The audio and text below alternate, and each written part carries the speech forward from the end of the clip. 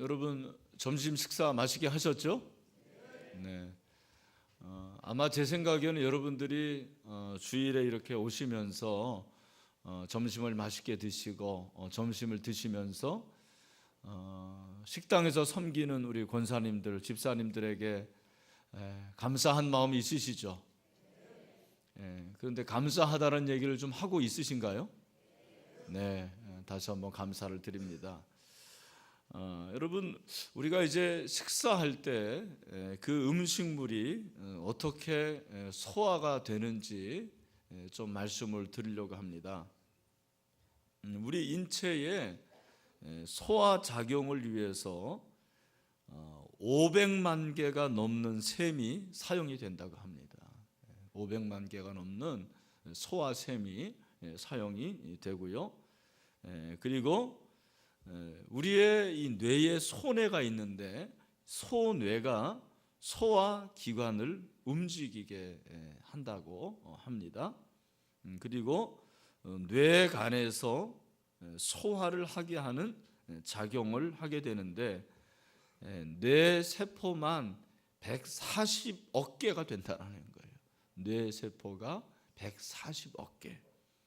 그래서 위에서 장에서 소화 작용을 하는 것입니다. 제가 이 말씀을 드리는 것은 다른 것이 아니고 우리가 음식물을 먹을 때 생각할 때는 입으로만 먹고 그리고 손을 사용하고 이빨을 사용하는 것 같지만 사실은 알게 모르게 우리 몸에서 사용되는 지체들이 굉장히 많이 있다라는 사실입니다. 여러분, 우리 몸만 그런 게 아니고 저는 교회에서도 그렇다고 생각을 합니다. 잘 보십시오. 교회에서 주로 나타나는 사람은 저처럼 이렇게 목회자들, 또 앞에서 찬양을 인도하는 분들, 그리고 또 눈에 보이는 그런 분들이 교회에서 섬기는 것으로 생각을 합니다. 하지만 눈에 보이지 않는 가운데서 섬기는 분들이 얼마나 많은지 모릅니다. 사실은 그분들이 더 중요한 역할을 한다고 생각을 합니다. 성숙한 공동체라는 것은 제가 볼 때는 그렇습니다. 서로가 서로의 은혜를 알아주는 공동체가 성숙한 공동체입니다. 여러분 아시는 대로 성경은 교회를 그리스도의 몸이라 그렇게 말을 하고 있습니다. 여러분, 우리의 몸처럼 신비한 기관이 어디 있습니까? 하나님께서 우리 몸을 너무 신비롭게 만들어 주셨는데 바로 그 몸처럼 교회가 그리스도의 몸이라는 것을 말씀을 하고 있습니다. 여러분, 왜 성경은 교회를 그리스도의 몸이라고 했을까? 그 이유에 대해서 오늘 사도 바울이 말씀하는 것이 4절과 5절에 나오죠.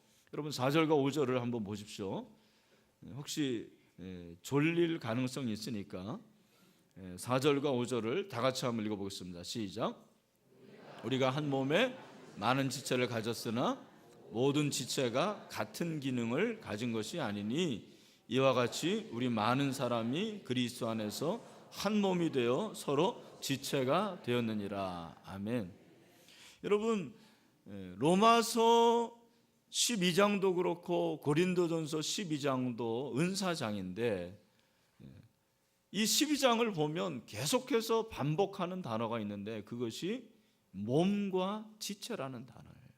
그런데 몸은 하나예요. 지체는 많습니다. 많은 지체, 한 몸. 이것이 반복이 되고 있습니다.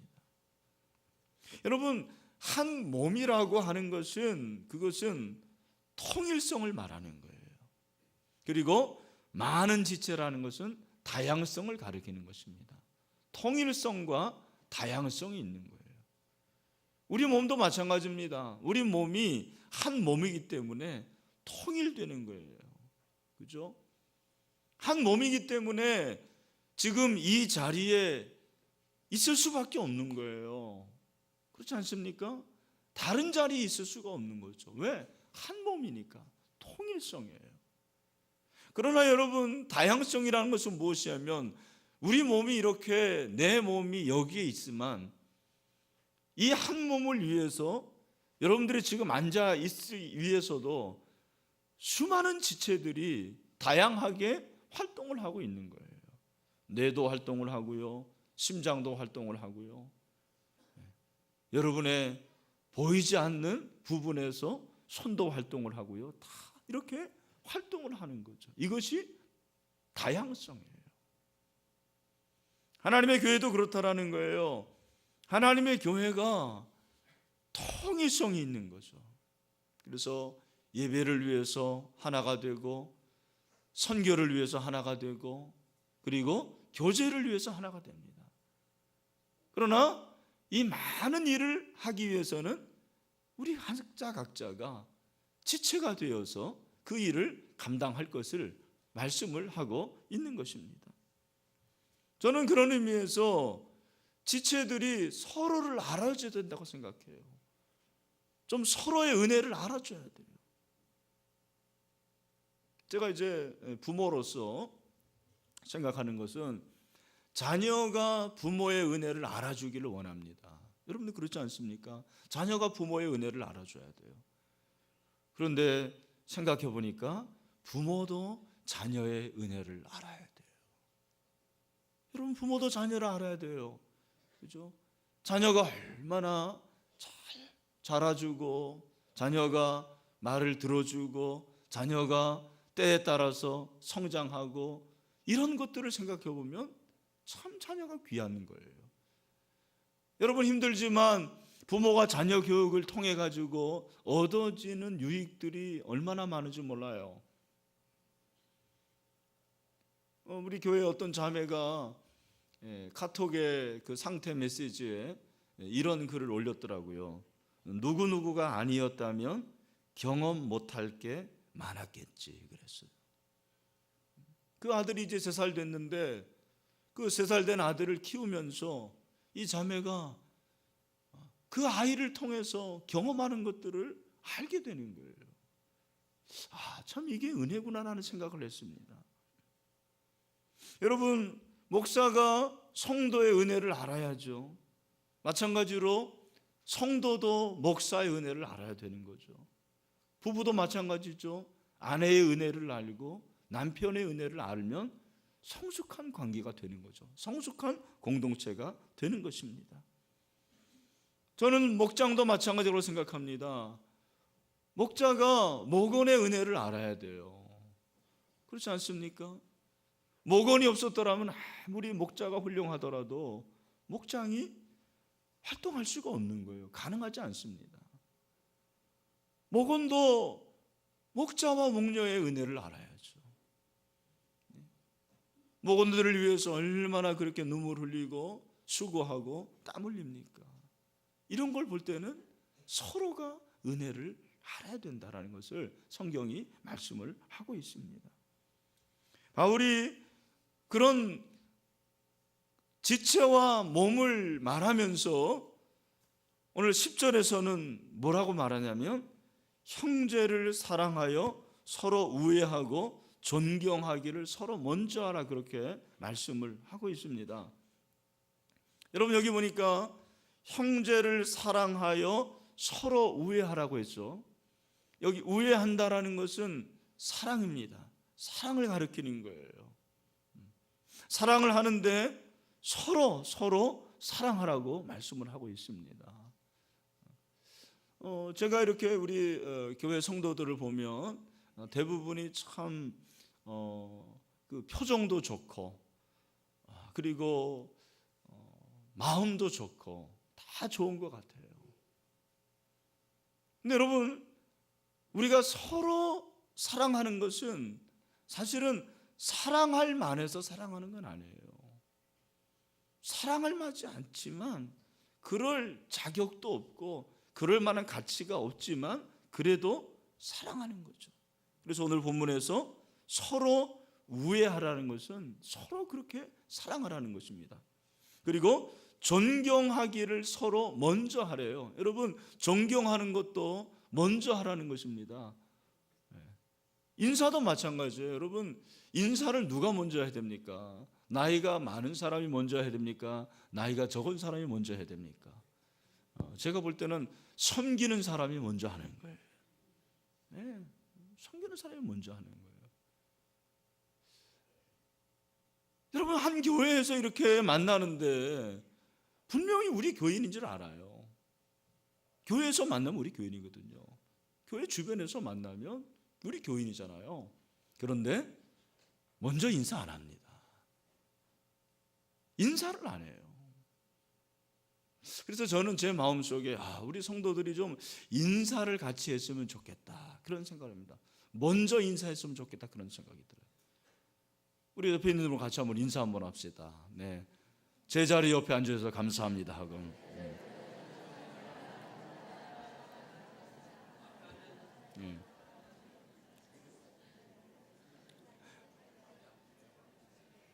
감사합니다.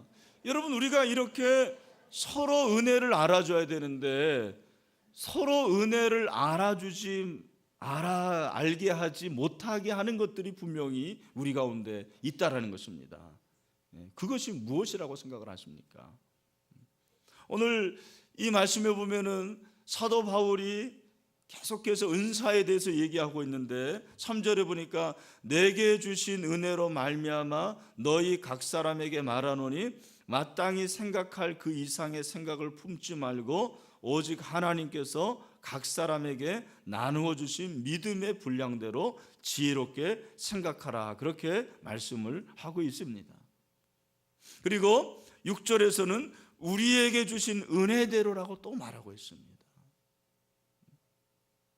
내게 주신 은혜로, 각자에게 주신 은혜대로. 무슨 말입니까?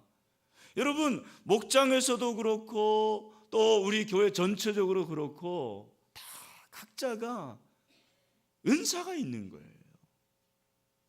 그 말은 무슨 말이냐면 모든 사람이 다 요긴하다라는 거예요. 그 사실을 알아야 돼요. 그 사실을 알아주라는 것입니다. 나만 필요한 사람이 아니에요. 나는 필요한 사람인데 당신은 어떤 사람인가? 나도 필요하고 역시 당신도 필요하다. 나도 요긴한 사람이고 당신도 요긴한 사람이라는 것을 서로 알아주는 것, 그것이 은혜를 아는 것입니다. 어쩌면 여러분, 그 사람이 정말 요긴한지 요긴하지 않은지는 그 사람이 없어져 보면 알아요. 그 사람이 없을 때 어떤 일이 벌어지는 것을 보면 알아요. 별거 아닌 것 같지만 여러분, 정말 필요한 것은요, 없어져 봐야지 알아요. 톨스토이가 쓴 단편 중에 레오라는 그런 단편이 있습니다. 레오는 늙은 하인의 이름입니다. 배경은 19세기 말이었습니다. 당시 귀족들은 사치와 규례가 극에 달해서 복장 규정이 엄격하고 귀족들이 여행할 때는 엄청나게 많은 하인들이 수행을 했어요. 늙은 하인이 여행을 같이 이렇게 하는데 여러분, 늙은 하인이 무슨 가치가 있겠습니까? 누가 알아주겠습니까? 그런데 어느 날 주인이 여행을 했는데 마침 이 레오라는 늙은 하인의 고향집 근처에 여행을 하게 된 거예요. 그래서 여행을 거의 다 마치자 그 레오라는 사람이 주인에게 한 가지 요청을 했습니다. 주인님, 이 근처에 저희 고향이 있는데 제가 며칠만 고향에 갔다 와도 되겠습니까? 물으니까 주인이 당연히 갔다 오라고 그렇게 허락을 했습니다.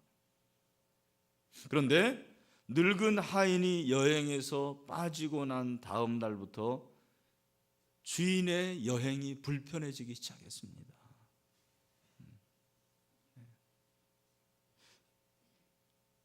서로 회의를 해보니까 이유가 뭐냐? 레오가 빠졌기 때문이라는 거예요. 레오가 빠진 후부터는 이 여행이 불편해진 거예요. 그 전까지는 주인에게 필요한 모든 것을 레오가 다 알아서 미리미리 준비를 했어요. 근데 그게 표가 안 난 거죠. 누가 알아주지 않았습니다. 레오가 없자 그 일을 아무도 하지 않게 되었습니다. 미리 준비하는 일이 없었던 거예요. 당연히 모든 일에 착오가 생기기 시작했습니다. 여러분, 이 이야기가 우리에게 가르쳐주는 교훈이 무엇입니까? 저는 그렇다고 생각해요. 우리 목장에도 어쩌면 별로 티가 안 나는 그런 사람이 있어요. 그러나 여러분, 그 사람이 없어지면 그 사람이 필요하다는 걸 알아요. 저는 교회도 그렇다고 생각합니다. 여러분, 일례로 저 방송실 티가 별로 안 나요. 그런데 방송에 문제가 되면 제일 먼저 이 목사의 심기가 불편해집니다. 그걸 우리 방송 섬기는 분들은 알아요. 저는 여러분 식당도 그렇다고 생각합니다. 이것이 얼마나 중요한 건지 몰라요. 주차도 마찬가지입니다. 여러분, 왜 우리가 서로가 요긴하다는 사실을 알지 못할까요? 아니, 알면서도 왜 인정하지 못할까요? 그 이유가 무엇일까요? 저는 그 이유가 우월의식에 있다고 생각해요. 우월의식이에요. 내가 하는 일이 더 중요하다라는 거예요. 내가 더 요긴하다라는 거예요. 내가 하는 일이 더 소중하다고 생각할 수가 있는 것입니다. 예수님께서 바리새인들과 서기관들에게 말씀하시면서 그들의 잘못을 지적을 하십니다. 그 잘못이 무엇이냐면 다른 것이 아니고 바로 바리새인과 서기관들의 우월주의였습니다. 여러분, 주님이 보실 때는 우열이 없습니다. 은사에 우열이 없는 거죠. 다 은사가 있는 거예요. 어느 주일학교 선생님께서 차를 운전하시다가 교통사고를 당해서 입원을 하게 됐어요. 이 소식을 들은 동료 선생님들 여러 명이 병문안을 했습니다. 잘 들어보세요. 그 중에 한 분이 집사님, 어쩌다가 이렇게 심하게 다쳤어요. 얼마나 아프겠어요. 김 집사님 소식 듣고 가슴이 아파서 어젯밤 제대로 잠도 못 잤어요 하면서 김 집사님의 손을 꼭 붙잡아줬습니다. 이 사람은 긍휼의 은사를 가진 거예요. 그때 김 집사, 내가 다음 주일 김 집사의 반을 위해서 서 집사한테 전화해서 대신 맡아달라고 부탁했으니까 그렇게 알아도 뭐예요? 이분은 다스리는 은사, 행정의 은사를 가진 사람입니다. 다른 한 분은 김 집사, 내 거리 가까울 때 조심하라고 내가 그랬지, 다음부터는 그러지 마, 가르침의 은사를 가진 사람입니다. 그때 어떻게 하다가 그런 일을 저질렀어요? 정신을 차리고 운전해야지, 조심해야 하는데 예언의 은사를 가진 사람입니다. 그런데 한 분은 말없이 반목애들이 앉을 의자를 챙기고 물수건을 가져다가 누워있는 김 집사님의 손과 발을 닦아주고 있었습니다. 섬김의 은사를 가진 사람입니다. 다 달라요. 다 요긴하는 것입니다. 여러분, 지난주에 인터넷이 그냥 시끄러웠습니다. 왜 시끄러웠죠? 땅콩 때문에 그렇습니다. 그 땅콩이 뭔지 정확히 말하면 땅콩이 아니고요, 여러분, 마카다미아넛. 이거 말도 어려워 나는. 사실 한번 보여주려고 그랬는데 여러분 집에 가서 찾아보시길 바랍니다. 이렇게 그 번데기처럼 이렇게 생긴 그 땅콩 비슷한 거 있잖아요. 그거예요, 그거. 여러분 사건의 경위가 뭡니까? 지난 5일 새벽 미국 뉴욕 JF 케네디 공항에서 인천으로 가는 대한항공 K086편 여객기가 이륙하기 위해서 활주로로 향하는데 그 조현아 부사장이 1등석에 탄 거예요. 여러분 1등석에 안 타보셨죠? 네, 저도 못 타봤습니다. 근데 1등석은 정말 다르다고 합니다. 그런데 1등석은 정말 다르다고 그래요.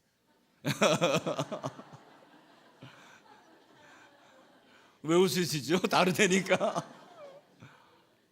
근데 이분이 바로 그 문제의 마카다미아넛, 이것을 주문을 했는데 봉지채로 가져온 거예요, 이 승무원이. 그래서 이분이 매뉴얼대로 서비스를 안 했다라는 거예요. 우리처럼 이렇게 3등석 타는 건 문제 없는데 1등석에 그렇게 가져오면 안 되나 봐요. 금그릇에 가져야 되는지. 네. 그래가지고 고함을 지르고 사무장을 데려왔어요. 그래서 매뉴얼을 한번 나한테 보여줘 봐라. 여러분 그 PC 있잖아요, 태블릿. 그거를 가져와 가지고 여러분 얼마나 벌벌 떨었겠습니까? 제대로 막 안 되니까 그거도 못하냐고 해가지고는 화가 나가지고 그 사무장을 내리게 한 거죠. 그것도 활주로로 뒤로 후진을 해가지고. 바로 이것이 문제의 발단이 되었습니다. 이게 사건의 경위입니다. 저는 이 기사를 보면서 이게 바로 오늘 우리 사회의 문제구나 하는 생각을 했어요. 그리고 이것이 바로 저의 문제일 수도 있겠다는 생각을 했습니다. 알아주질 않는 거예요. 담임 목사로서 교역자의 상황을 몰라줄 수 있죠. 우리 목자들의 상황을 모를 수가 있는 거예요. 얼마든지 그럴 수 있다고 생각해요. 여러분의 목자들의 그 마음을 아십니까? 한번 헤아려 보셨습니까? 목녀들의 그 안타까움을 한번 생각해 보셨습니까? 우리가 조금만 생각하면, 조금만 은혜를 알면 얼마든지 섬길 수가 있는데 이게 안 되는 것입니다. 여러분 그 주차를 얘기하면 제가 볼 때 교회 사역에서 제일 어려운 사역은 주차 사역입니다. 여기 주차하시는 우리 형제들이 있는데 여러분 그 추운 겨울날 1시간만 서 있어 보세요. 벌벌벌 떨립니다. 그 뜨거운 여름에 햇빛을 쨍쨍 그거 받으면서 봉사하는 일은 정말 어려워요. 그런데 그것만 하면 괜찮은데 주차하면서 항상 갈등이 있는 거예요. 그래서 제가 가끔 말씀드리잖아요. 교회에서 제일 은혜가 많은 데가 어디라고요? 주차장이라니까요. 받은 은혜 다 쏟고 나가는 거예요. 막 싸웁니다. 여러분 제가 아는 교회에서는 주차 요원이 뺨싸대기를 맞았습니다. 누구한테? 교인한테. 그런 일이 일어난다니까요. 저도 여러분 참 그래도 지금 많이 낮았는데 아직도 운전하다가 잔소리를 그렇게 하는 거야, 나 혼자. 그래서 우리 아이들이 아빠 왜 운전하는 게 중얼중얼거려 그러는 거예요. 이상하게 사람들이 운전대 잡으면 본성이 나오는 것 같아요. 그러니까 여러분 주차를 해야 되는데 그 주차 봉사하는 것이 얼마나 어렵습니까? 그렇게 어려운 거예요. 근데 여러분 그 은혜를 한번 알아줬으면 좋겠어요. 얼마나 힘들까? 얼마나 고생할까? 얼마나 수고할까? 그 은혜를 알아주는 거죠. 여러분, 저는 식당도 그렇다고 생각합니다. 점점점 밥이 어렵습니다. 지금 제가 알기에 우리 교회 식수 인원이 500명이 넘습니다. 저 식당에서, 주방에서 정말 한번 들어가면은 그냥 땀이 쫙.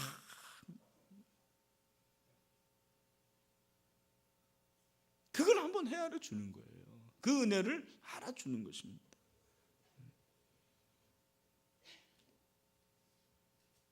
오늘 우리가 서로의 은혜를 알아주는 공동체가 될 때 우리 공동체는 성숙한 공동체가 될 것입니다. 서로 알아줘야 돼요. 서로 좀 은혜를 알아줘야 돼요. 서로의 그 소중함을 인정해 주는 것입니다. 제가 이렇게 교회 목회를 하면서, 우리 신일교회 목회를 하면서 정말 고마운 분들이 다 고맙지만 멀리서 이렇게 운전을 해와서 예배를 드리는 분들, 정말 일산 같은 데서 제가 한번 토요일 날 와보니까 2시간 걸려요. 2시간. 근데 그 거리를 매주 오는 거예요. 교회 오다가 돌아간 적도 몇 번 있다고 그러더라고요. 얼마나 소중한데. 여러분, 매주 토요일 날 주보를 접는 우리 사랑하는 권사님들이 계시고, 제가 다 이루 말할 수 없지만 그렇게 수고하는 종들이 있기 때문에 우리 신일교회가 여기까지 이르게 되고, 하나님께서 우리 교회를 지금도 사용하시고 계시는 줄로 믿습니다. 제가 지난 11월 21일 고린도서 7장을 묵상하는 가운데서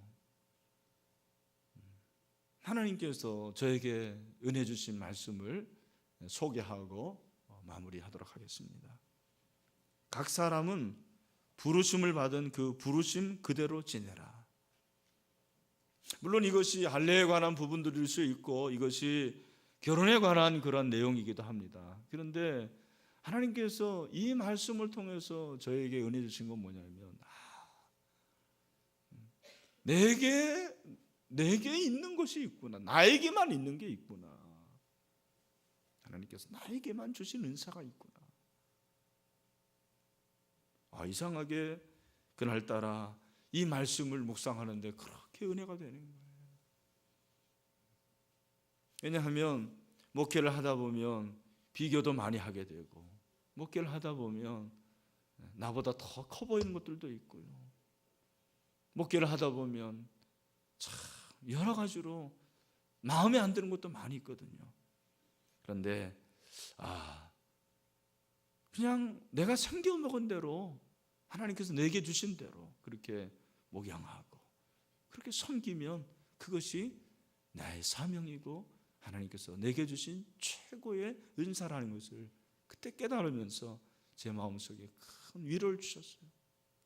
그리고 사실 그 전후에 이런 스트레스가 있었는데 하나님께서 그 스트레스도 다 이렇게 풀어주시고 해서 지금 아주 좋은 상태에서 이렇게 목회를 하고 있거든요. 여러분 가운데 혹시 하나님, 왜 저는 이렇게밖에 안 되나요? 왜 이 모양으로 저를 낳으셨나요? 왜 저는 이 모양 이 꼴입니까? 아니에요. 그 꼴이 당신의 꼴입니다. 그 좋은 꼴이에요. 아멘을 안 하시네요, 여러분. 네. 여러분, 그 꼴을 어떻게 할 거예요? 다른 꼴로 바꿀 거예요? 그럴 수가 없는 거예요. 이 꼴이 내 꼴이다. 여러분, 날마다 만족하고 감사하고 부르신 그대로 섬길 수 있는 여러분이 되시기를 바랍니다. 말씀을 맺습니다. 한 해의 끝자락입니다. 한 해를 얼마나 치열하게 살아오셨습니까? 특별히 지난 한 해 동안 목장을 위해서 섬기신 우리 목자와 목녀들에게 다시 한번 감사를 드립니다. 저는 몰라요. 저는 여러분의 수고를 다 모릅니다. 그러나 하나님은 알아주실 것입니다. 우리 목원들에게 또한 감사합니다. 여러분들이 있었기에 목장이 존재하는 거예요.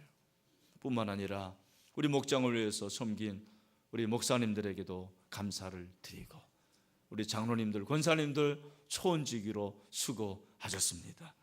우리 서로의 은혜를 알아줍시다. 할렐루야, 감사합니다. 네. 우리 교회에서 설교하고 박수 받은 거 처음인 것 같은데, 저에게 대한 박수가 아닌 줄로 믿습니다. 서로에 대한 박수인 줄로 믿습니다.